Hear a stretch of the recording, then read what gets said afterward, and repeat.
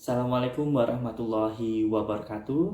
Yang terhormat Bapak Dr. Waji MPD selaku tutor dan rekan-rekan mahasiswa Universitas Terbuka di seluruh Indonesia yang saya banggakan. Perkenalkan, nama saya Sony Tridigantara. Saat ini saya menempuh pendidikan S1 Sistem Informasi UT Surabaya. Izinkan saya untuk menyampaikan informasi gagasan topik dengan tema COVID-19 dan judul penanggulangan pandemi COVID-19 di Indonesia.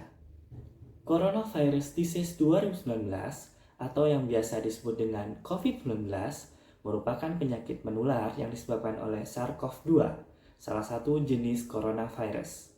Virus ini menyebabkan gangguan pada sistem pernafasan, pneumonia akut, hingga kematian.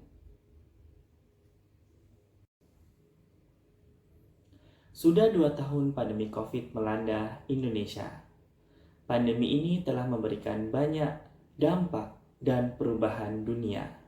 Di Indonesia sendiri, pandemi COVID-19 memberikan dampak yang signifikan baik dari sektor kesehatan, ekonomi, sosial, lingkungan, dan sektor lainnya pun juga terkena imbasnya.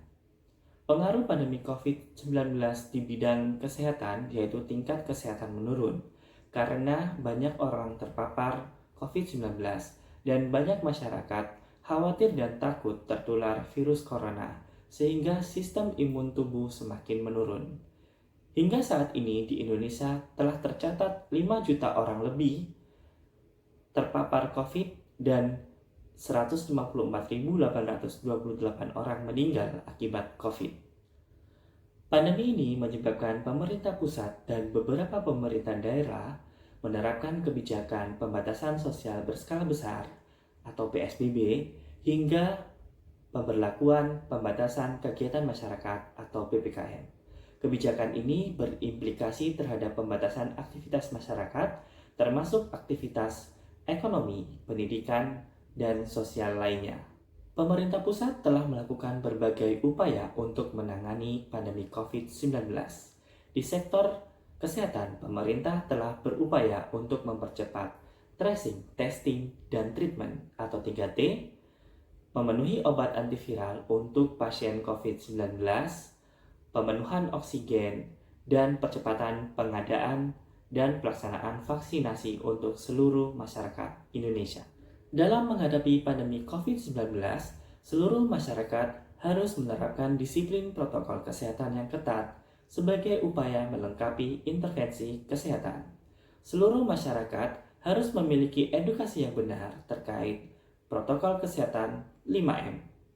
Yang pertama adalah mencuci tangan, yang kedua memakai masker, yang ketiga menjaga jarak, yang keempat menjauhi kerumunan, dan yang kelima adalah mengurangi mobilitas.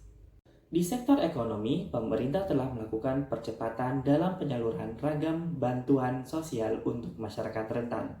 Bahkan telah mengeluarkan skema kebijakan kolaborasi antar kementerian untuk bahu-membahu mempercepat pemulihan ekonomi nasional pasca COVID-19. Demikian informasi ini saya sampaikan. Bila ada kurang lebihnya saya mohon maaf. Wassalamualaikum warahmatullahi wabarakatuh.